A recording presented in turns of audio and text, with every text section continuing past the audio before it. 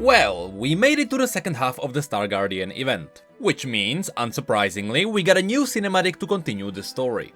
And since the first cinematic got a lot of people confused because they had no idea what was happening in the Star Guardian story, especially since the story that led up to that cinematic was about Rakan and Xayah, but the story of Rakan and Xayah was only half of the cinematic, well, I decided to explain what is happening in the second cinematic. Since here, once again, people may not even know what is happening to Akali.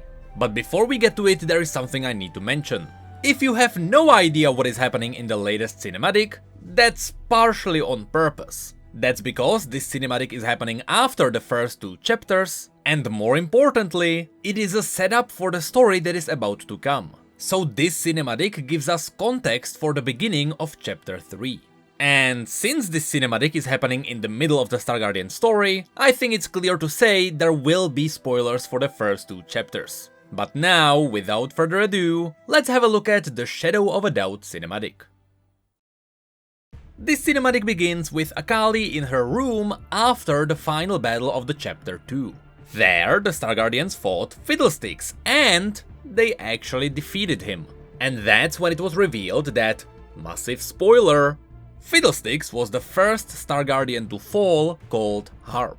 Harp was a member of the first Star Guardian team, and after she had fallen, she was turned into a monster that was hunting the other Star Guardians. And it just so happened to be, Fiddlesticks could sense the darkness in Akali, so he decided to stalk her. In the cinematic, in Akali's room, you can find a lot of different Easter eggs. There are Game Boys, old Nintendos, there is a statue of Zed from the merch store, Star Guardian slippers which are not on the merch store, and she even has a picture of herself with Kai'Sa on the wall.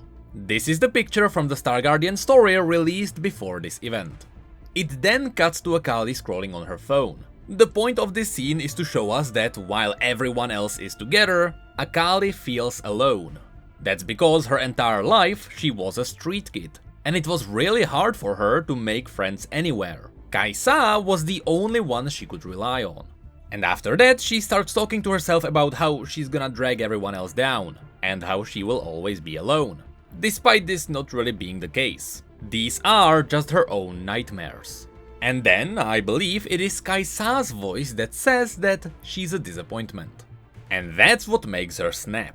Everything we see from this point on is actually happening in Akali's head. However, the fights are very much real. It's kinda like the, you know, you die here, you die in real life scenario.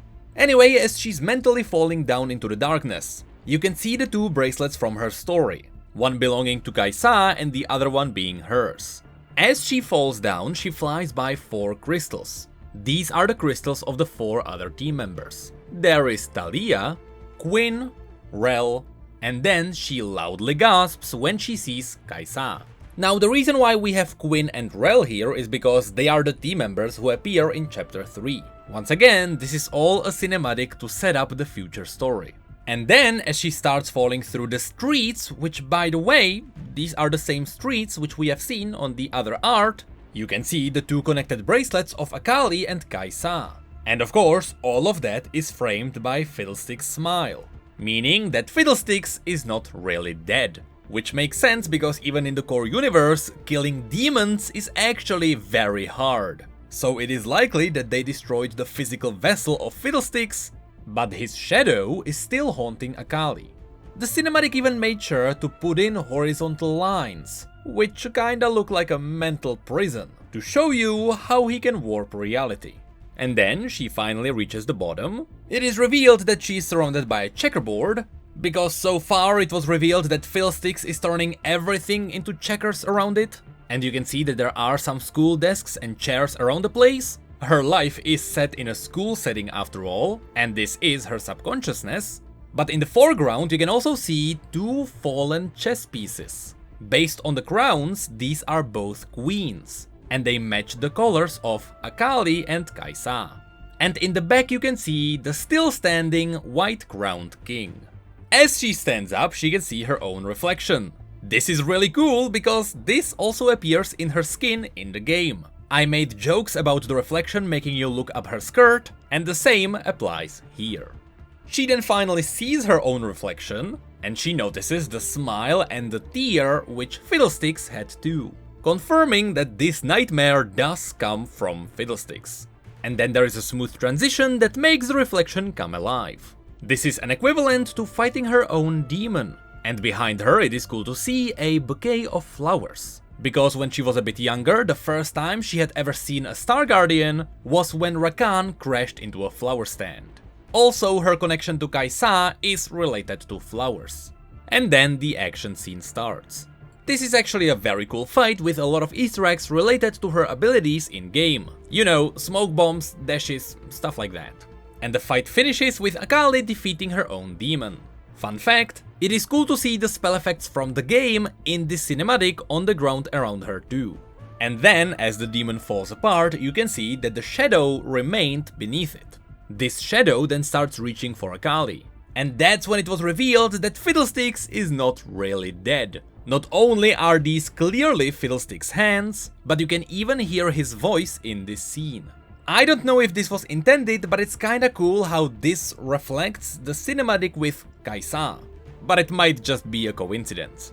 Speaking of which, Akali then reaches for Kai'Sa's help. And yes, they are totally, absolutely just best friends.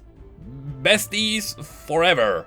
And the cool detail here is that as they almost reach each other, Kai'Sa's flower bracelets begins to disappear. And then we have this cool shot.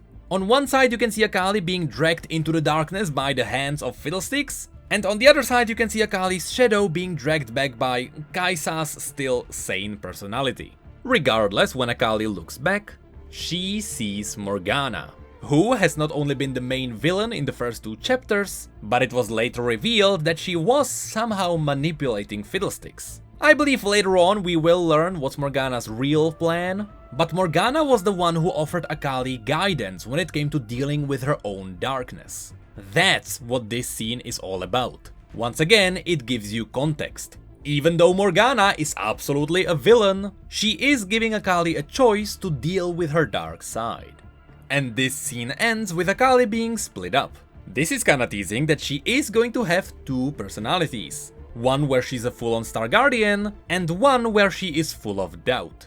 And again, all of this is a setup for chapter 3. So after learning about all of this, when you now go back into League and you grind more games to unlock more story, that story should make a bit more sense to you.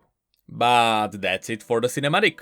Star Guardians usually get cool action scenes, and so it's cool to see that, yet again, we got another one this year. Now, I know that a lot of you are totally skipping all the Star Guardians story. And don't worry, I will still try to cover it all in a video, even though my own grinding is not doing that well either.